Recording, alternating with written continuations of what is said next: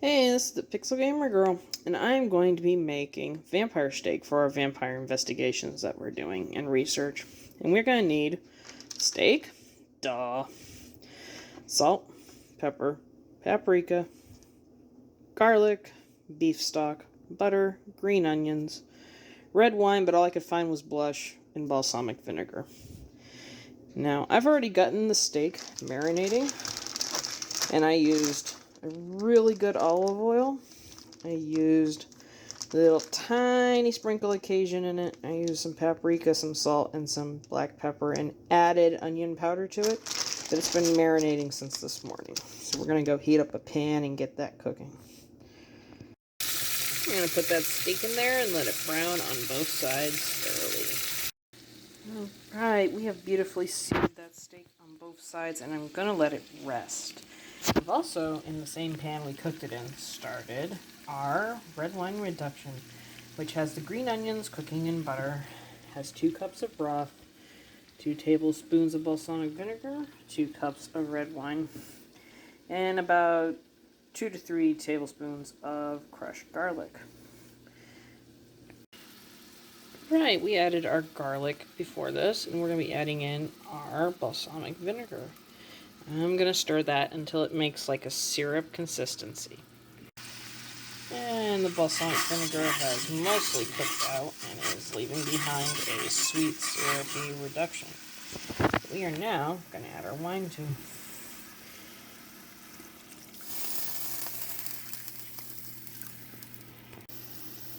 Alright, we have turned the heat up on our sauce and it's reducing down. And last but not least, I'm going to put in the broth. Get that boiling again on the higher heat and let it reduce for probably about 45 minutes. And now our sauce is reduced down. We're going to take that off the stove, let it cool off, and put together a plate of food and show you what we've got. Right, here's our vampire steak all finished and ready to eat. I'm going to take a moment to mention the Gamers and Geeks Can Cook playlist, a playlist composed of all gamers and geeks who can cook, like myself, and so many more people. If you want to be a part of it, though, you have to make a cooking video, mention the playlist, and tell Volkgirl or Jabbik of Death. But we won't do it until you get cooking. Get cooking! Alright, it's everybody's favorite time of the video where I get to take a taste of it. So I'm going to grab one of these with my hand peepers because I'm very uncouth right now. I'm going to have to say that's an amazing cut of beef, and that's an amazing sauce on it. I love this combination. The sauce gives it a nice sweet, but still balsamic vinegar flavor. By the way, those are butter garlic noodles I made on the side, so don't wonder any longer.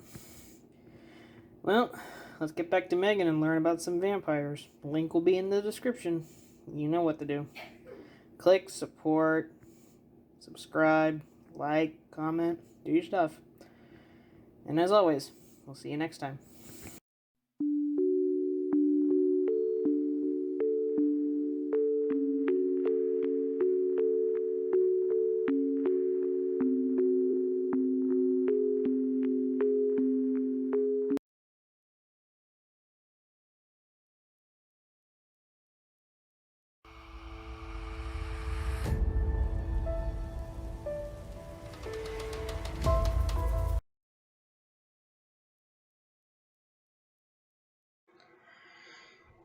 Today I'm going to give you a fun little snippet about the Countess Elizabeth Bathory. She was described as one of the most vicious female serial killers in recorded history. There were facts, ends, and fiction begins with a horrible story that is almost impossible to determine, but her fame as a legendary vampire is almost bigger than Count Dracula's. She was born in 1560 and had looks, fame, and an excellent education. And when she was 11 or 12, she was betrothed to KNUDSEN, which I can't pronounce, so please feel free to correct me. An aristocratic Hungarian who built her a castle. As part of their deal, he also built her a torture chamber. She was just that kind of girl. So Elizabeth ran the estate, took various lovers, and bore her husband 4 children. When she was 43, he died. The world began to spread all of her sadistic activities that he had been keeping secrets, because, money talks even back there. First of all, she had been stealing girls to be local peasants and girls to be servants into her castle. She had been drinking the blood of young girls who would preserve their usefulness and looks. Witnesses told of her stabbing victims or biting their breast, hands, face, and arms, cutting them with scissors, sticking them with needles, and even burning them with red-hot irons. The story that Elizabeth used to bathe in their blood seemed to be added on later. We're not even sure that is an actual fact, but it is well known that Elizabeth herself was a very sadistic lady. She was herself put on trial because of her family's standing and avoided death for a long time. When she was 54, they finally caught her and put her in solitary confinement in a room where there was only a window for food and water. She died in 1614. It is undetermined if bathing or drinking in blood actually made her look better, but she seemed to think so. By the time she died, she had killed over 600 young women. And there's your snippet. I hope you enjoyed it.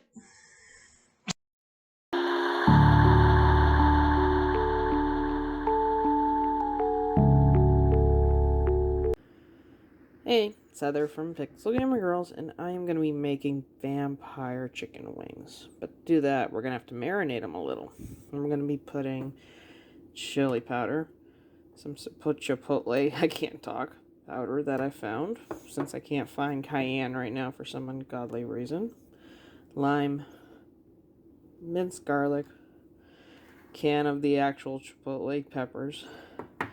We're going to be blending that up. As you see, we got some onion and barbecue sauce and other things we're going to be adding in. But right now, we just need to get it marinating. So let's go. Right, and to make that chicken marinade, we're going to be putting half the can of chipotle peppers, half of a lime, about 1 teaspoon of our 2 hot spices, and we're going to put about a tablespoon of garlic. So let's get going on that. Right, we've got our can of peppers, we've got our spices, and we've got our garlic in there. We're just about to add our lime juice, and then we can puree it all up to make our marinade. Alright, I'll be right back. We've got our chicken wings, and we're going to be spreading that beautiful marinade over them more. Gotta get it on both sides, but we'll be turning them over halfway through the marinating process. And we got some stuff to do beforehand. And now that these are coated, we can put them in the fridge for, it's supposed to be about 30 minutes, but I might do it a little longer just to have it for dinner. Alright, in the meantime, we've put about a cup of our barbecue sauce and the remaining of our chipotle into here. We're going to blend that up until it's silky smooth to have the sauce when our wings are cooked. And what you have left is a rather spicy looking barbecue sauce for when our wings are done. But we're going to put our top back on, refrigerate that till we're done. Alright, now we're going to cook up those wings that they've been marinating honestly overnight. So we're going to set this to 400, if the oven ever goes there. And then we'll get the chicken wings. Right, we've sprayed down our pan with our non-stick and stuff. Now it's time to put all 8 of these into our pan. I'm gonna leave any marinade that didn't soak up onto them or in them in the bowl. We're not gonna use it. It's had raw chicken in it. We're going to bake these up for about 20 to 30 minutes. In the middle, I think, we're going to spread some of the barbecue sauce we made on top of them so they don't dry out. Alright, let's go. Alright, we've got a cup of our sour cream, we've got our green onions, and we've got what was left of our lime, and we are going to mix that all up together. But first, I'm going to take a moment to mention the Gamers and Geeks Can Cook playlist. If you want to be on the playlist, well, you make a cooking video, much like I do. You mention the playlist, and you're on it. There's so many fun recipes and people there. Alright, let's get this mixed up. Alright, the wings are done. We've got our sauce we made, and I'm going to try one of these, even though I think I'm going to burn my mouth off. Alright, the skin on these is crispy. They are very spicy, but they're so good. I really hope you enjoyed all of the things that Megan taught you about vampires and the 2 vampire recipes I made for the channel. And as always, have a wonderful Halloween, and I'll see you in the next one. Bye!